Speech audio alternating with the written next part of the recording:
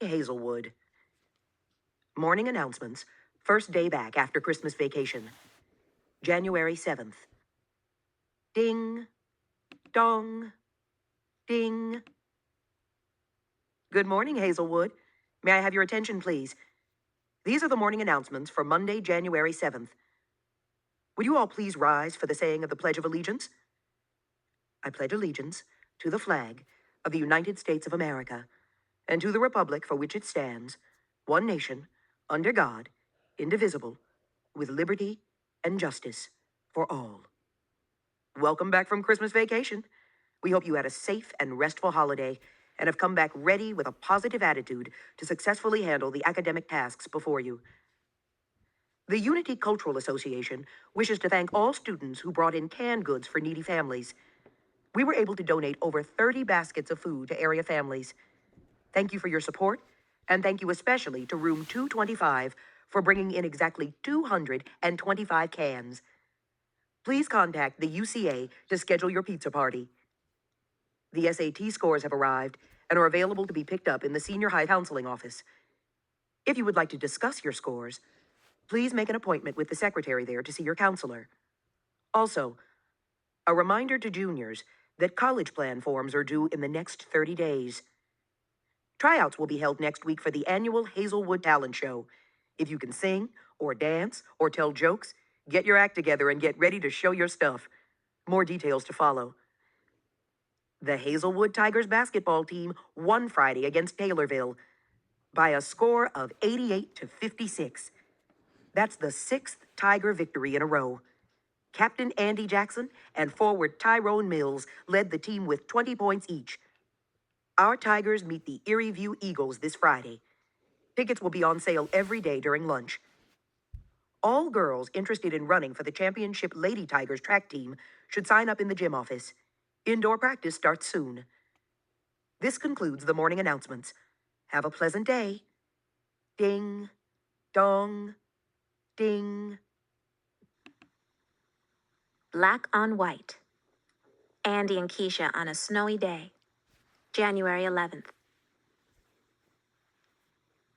Hello, may I speak to Andy? Hi, Andy. This is Keisha. Have you looked outside yet? Girl, I ain't even awake good yet. What's up? It snowed last night. Must be about 6 inches out there, and it's still coming down hard. Shucks, I hate snow. It gets all in my shoes, and I walk around with cold, wet toes all day. So wear some boots. You sound like my mama. And you sound like a 2-year-old. I just wanted to let you know about the snow. Get up and get going. Your dad'll probably have you shoveling. You got that right. You think they'll cancel school? Be for real. They never close the city schools. The lucky ones are the kids who live in places like Boone County, out in the country. They always get off school in the winter. Yeah, no such luck for us. I'll see you at school, wet feet and all. Ain't nobody even here. I should have stayed home. I hate snow.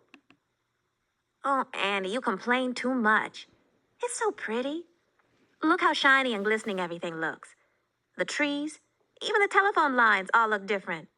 Like they've been decorated. You a trip, Keisha.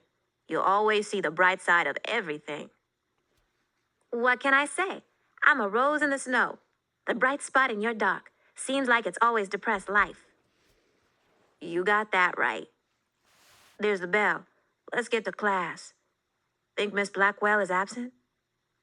Not a chance. Yeah, she's a fire-breathing dragon. All she got to do is breathe hard and the snow in front of her will melt. Oh, Andy, she's not so bad. That woman and her poetry are gonna drive me crazy. Well, since we have so many absences because of the snow, we'll have an easy day. Now you talking, Miss Blackwell. I have a poem I'd like to share with you. See, I told you. The woman be tripping on poetry. I heard that, Andy. Try this one and see if you like it. It's called 1968 Winters by Jacqueline Early. Got up this morning, feeling good and black, thinking black thoughts, did black things. played all my black records, and minded my own black business. Put on my best black clothes, walked out my black door, and Lord have mercy, white snow. Hey, that's funny. You right, Miss Blackwell. That one's not so bad. That's exactly how I felt this morning when I saw all that snow outside. Thanks, Andy. Coming from you, that's a real compliment. Gerald, what do you think? Hey, that's the way I feel every day. Sometimes I just feel like there's white everywhere I look. You know what I mean? Not exactly. It's like the snow today. Like you go outside and there's white all around you, like swallowing you up. Go on. Like the lady said in the poem, you minding your own black business and all this white stuff just takes over your life. And I ain't just talking about snow. What's wrong with white, Gerald? Nothing, Mary Alice.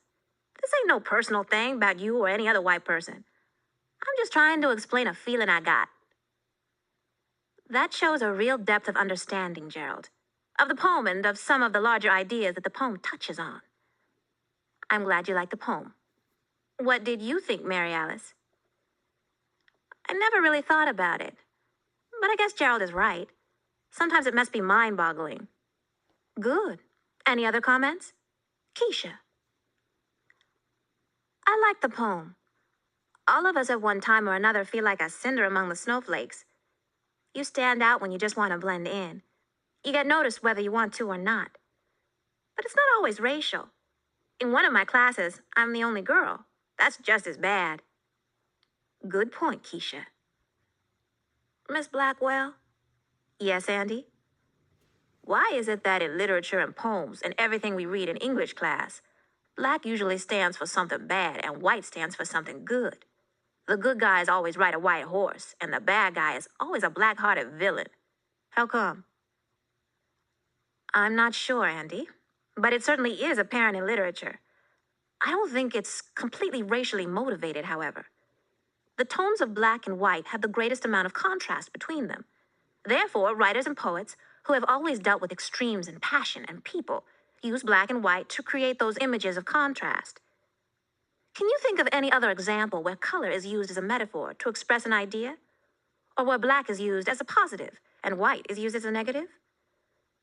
How about green with envy? Yellow fear? Icy blue? Purple passion?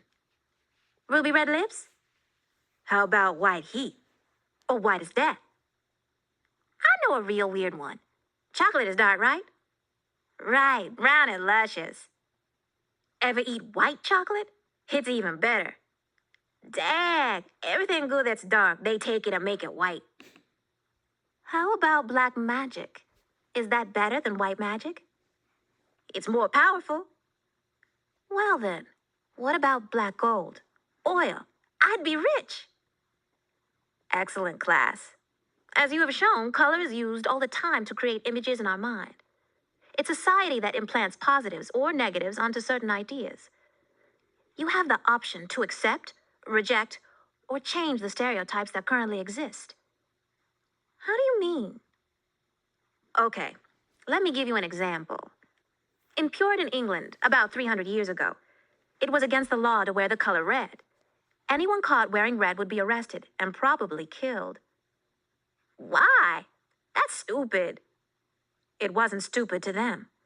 They associated red with the devil and works of evil. Therefore, anyone who wore that color must be guilty of evildoing. Hey, Keisha, you better get rid of that red sweater you're wearing. I heard a police car go by. I'd be glad to hold it for you. Shut up, Gerald. You are just used to running from police cars. Okay, now, calm down. Let me give you another example of how color bias can be changed. And this one is racial in nature. About 20 to 25 years ago, social activists started a campaign to get rid of unfair, negative racial stereotypes. That's when we first started hearing the phrases, "Black is beautiful," and "Say it loud, I'm black and I'm proud." Before that, black people in America had been called all sorts of terrible names. And all those thousands of years of the Black Night and black cats and the blackness of death that people associated with negative ideas were associated with a group of people whose skin happened to be darker than the skin of the folks who seem to be in charge here. Even Africa was called the Dark Continent. I see what you mean. My mother told me about all that stuff. She said when she was little, all she could buy were white dolls. Every little black girl had a beautiful white baby doll with long blonde curls to love and to hug. You're right, Rhonda. I had one like that myself. You did? Now that's funny. Well, times have changed. Stereotypes of color, race, and gender are slowly disappearing. It's up to you people to make a world that's better. Well, there's the bell. Good discussion, class. No homework tonight. Enjoy the snow. Are your feet cold, Andy? Not really. Yeah, maybe a little. Hey, Keisha, can I ask you something? Sure. Do you think Robbie is cold? What? It's so cold today, and there's so much snow. Do you think he's cold? What makes you think of stuff like that? I was just thinking about how cold my feet are and how uncomfortable it makes me feel. And I was just wondering if Robbie is feeling like this all over. Andy, I don't think you should be talking like this. So cold. So cold. I can't stand it. I can't stop thinking about Robbie out there frozen and cold in the cemetery. It's driving me crazy. Andy, stop it. You're driving me crazy. Robbie can't feel anything, Andy. Robbie is warm and at peace. Are you sure? As sure as I can be. Warm? Warm. At peace? At peace. Like I wish you could be. Now let's get out of here. If we miss the bus and have to walk in all this snow, then we'll really know what cold is. Okay, okay. Here I come, cold. Cold. So cold.